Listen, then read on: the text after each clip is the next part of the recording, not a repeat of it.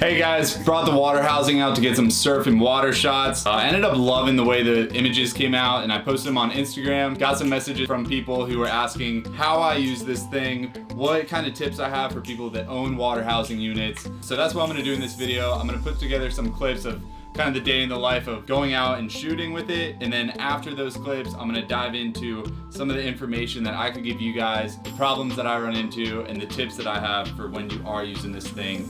Here we go. Oh, good morning. What up, world? It's a beautiful Saturday morning here in Florida. I just checked my beach and it looks like there's some waves, so I'm going to Sebastian Inlet, try to get some water shots, and I thought I'd tag you guys along, maybe make a little video out of it. How's it looking? There's some people out there. There's a little nugget.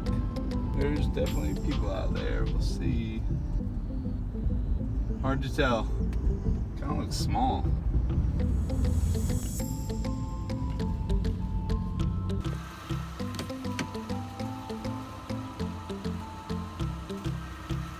Thank you. Have a good day. You too.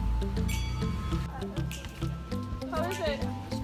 Good morning. Cold out there? No, it's It was cold earlier. Okay. All right, now you're in the vlog. Say what's up. 2018. Give us a little report. What's going on right now? This is like one of the last swells before it goes flat for the summer. Little wind swell today. Low tide Sebastian. Wind blowing out of the south. Oh, look at that. Looks like it's going off. Let's go surf. Look at this. It is offshore. What's up, Kevin? Woo! Alright, we gotta get there for his report now. Alright. Surfer Kevin, what's the report? We're not live. We're not live. This is a recording. Firing at Whitey's right now, so everyone should go there. You're going to No, Whitey's? definitely not. Only wear sunscreen on half of your face. Well, the hair covers the rest. You gotta get the hair in the eyes. How long have you been out for? I've been out for like 20 minutes. I thought that was my friend. So up there. fun. It does look fun. This wind is perfect. Yeah, it's perfect. Well, you heard it from them. It looks fun. Now I'm just trying to decide if I want to hop in with a surfboard or get some shots with a camera. I don't know. I don't know what to do. So I got a little bit of surfing, but now it's time to get this bad boy in the water. Get some water shots. I'm rocking with the SPO Waterhousing.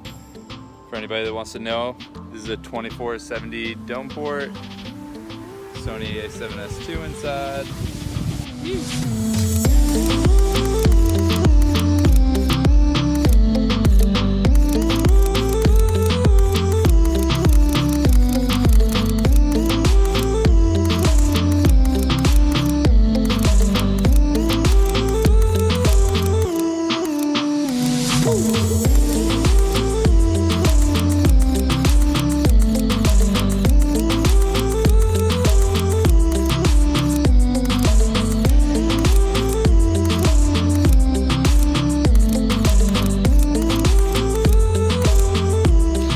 Guys, I hope you like some of those surf shots. For the camera guys out there, I was shooting with an f4, and because the sun was rising and getting higher and higher, I was actually shooting from about like 8 a.m. to 1 p.m. So I was having to adjust my ISO and my shutter speed, but I was keeping it at f4 because I wanted to get that super like artsy look where it has that depth in it. And if you guys want to see more of the artsy shots that are more like water-based and like landscape looking, check out my website. My website is maxwellmuller.com. I'll have a link on it below. But just to dive into it, the very first thing and the most obvious thing is to take care of these things the best that you can. They are super strong, but you still have to be careful with it because it is glass. With the lens and even on here, I forget what this thing is called, this that goes on top of the actual body. But you really got to be careful with how you treat these things. My best advice is to treat it like a baby. Anytime you're in a car with it, you got to wrap it up, put towels around it, put it in a bag if you have a bag for it. I always have the lens cover on it when I'm not using it. So just day-to-day travel, always keep the lens cap on it. That's this thing, this foamy thing that protects the glass. And when I'm in my car and I'm getting ready to shoot with this thing and I'm like setting it up, I'm putting the camera inside, A big thing that I do is, I don't know if you can see, but there's a black O-ring that goes around this, and that's what keeps it watertight. That's one of the most important things. I always triple check and make sure there's no dust or sand or anything on there that's gonna allow water to seep in, because the last thing you want is having your water housing flooded and your camera ruined.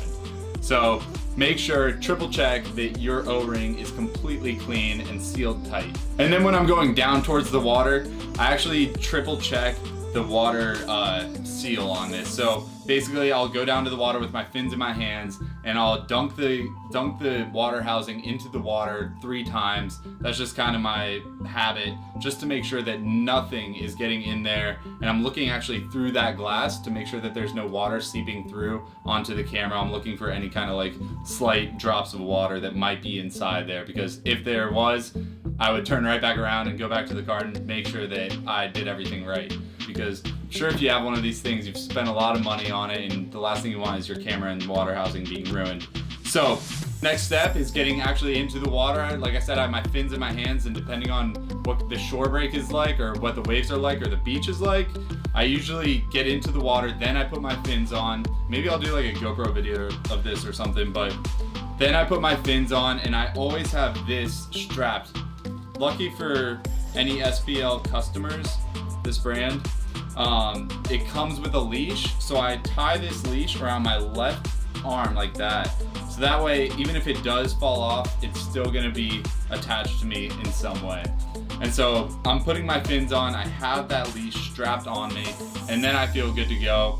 Maybe I'll do one more check just to make sure there's no water in there, but at that point I'm probably already too excited and I'm already on my way out there. So then when you're actually out and you're shooting your photography, whether it's surfers or in a pool or anything, or just like nature, I recommend shooting as much as possible. If you're shooting photo or video, start your video way earlier than you think the subject is going to come into play, end it way after, and then same with photo, start hitting that shutter button as soon as you see something happening, because I've had it happen so many times where I just wish I had more frames, or I've sent pictures to some surfers and they're like, oh, like I wish I had a few frames like right after that, because maybe they hopped off the wave and did something like funny or something like that. So just keep that shutter button down, keep the clicks coming. It'll take you 5 more seconds to look through when you're in post and you're editing on your computer. And for this, you can actually skip between 2 different functions here. If you buy the pistol grip, I forget if it comes with a pistol grip or not, but that's basically this little button. So if I do have my right hand like swimming or something, I can hold it with my left hand and click and get pictures like that. You cannot do video with it, but it's really good for getting picture shots, especially if your arm is like way up in the air or something like that. I love that pistol grip, but to be completely honest, I actually use this right hand trigger, which is right here, and I use that to get the shots way more than I do the pistol grip, and here's why.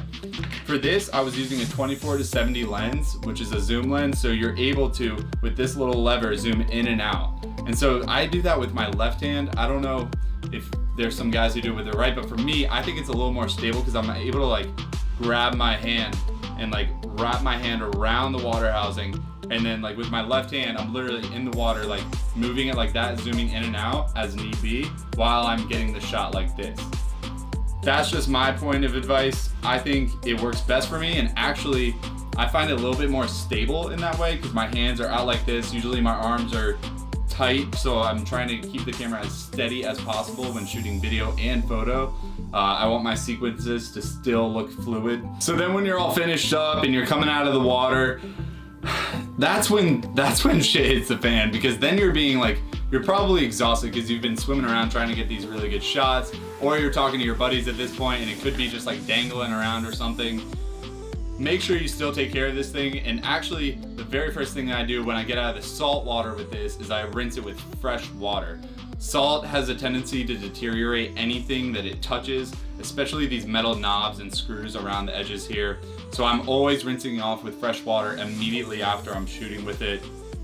That's just to ensure the longevity of this expensive equipment. And so another question that people are asking me is what I was using. Like I said, it was a 24-70, but it's actually, there's differences between each dome port. This is a flat dome port, see that? How it's flat. They also have big domes that you see the over-under shots with. I have one over there, but recently I've just been shooting with the 24-70. Here, I'll get that real quick. So this is my dome. I actually haven't used it yet, but it's for a 10 to 18 millimeter. If you can see, it has that curvature to it, so that allows the water to stay separated from the lens, and that's what gives you that over-under shot, because the water is able to spread out that much more, so you're able to get that wide angle, top view, bottom view, and super wide angle.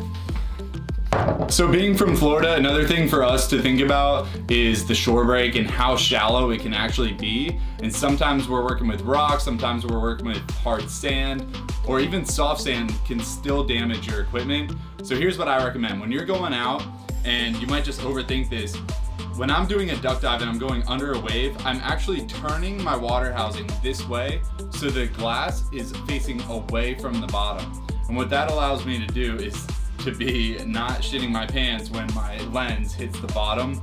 So it's really important just to keep that lens away, keep that glass away from hitting the bottom, because in the rare chance, it's actually not that rare for a wave to just absolutely bring you to the bottom, and the last thing you want is your lens leading the way. You don't want it to get cracked underwater. It might even be hard to spot. Best thing to do, like I said, just when you do that duck dive, turn your wrist like this, turn it so it's facing up and out and away from you. And speaking of being away from you, I actually had this thing knock my ass. I didn't get knocked out, but I definitely got a few cuts from it, straight to the dome, like right up here. I was bleeding, and I was fine, but my friends were freaking out. But the point is this thing will really take a toll on you if you're not careful with it. So when you are doing those duck dives, like I said, keep it up, out, and away from you. That way, you know, if it does come at you, you have that little bit of measure to keep pushing it away from you and move your body elsewhere. Maybe as it comes to me on more shoots, I'll start other videos and just like throw some tips on there on Instagram, or maybe I'll make another video if I have that many more ideas. I'm actually going to Nicaragua soon, where I cannot wait to shoot the boys with this. We got a big old squad going. That'll be really fun to shoot.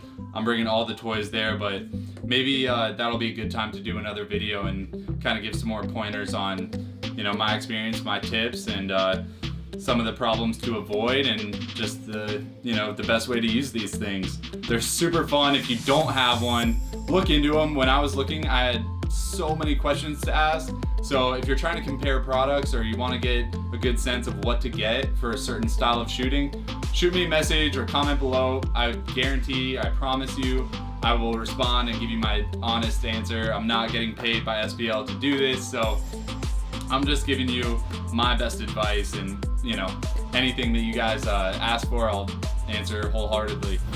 And even if you guys have questions about photography or videography, I know I spoke more about photos on this, but I do spend a lot of time shooting video with it as well. So if you guys have questions on either or just the industry in general, let me know. I'd love to help you guys out. And if there's enough interest in it, I'll make a video out of it like I did here. So I hope I provided some help for you guys, and hit that subscribe button. I'm gonna be posting way more videos about like tutorials, day in the life, all the stuff that I like to do, and how I can help you guys along the way too. So hit that subscribe button, and I'll have my Instagram somewhere around here too. It's @Maxwell Muller. Check me out. Peace.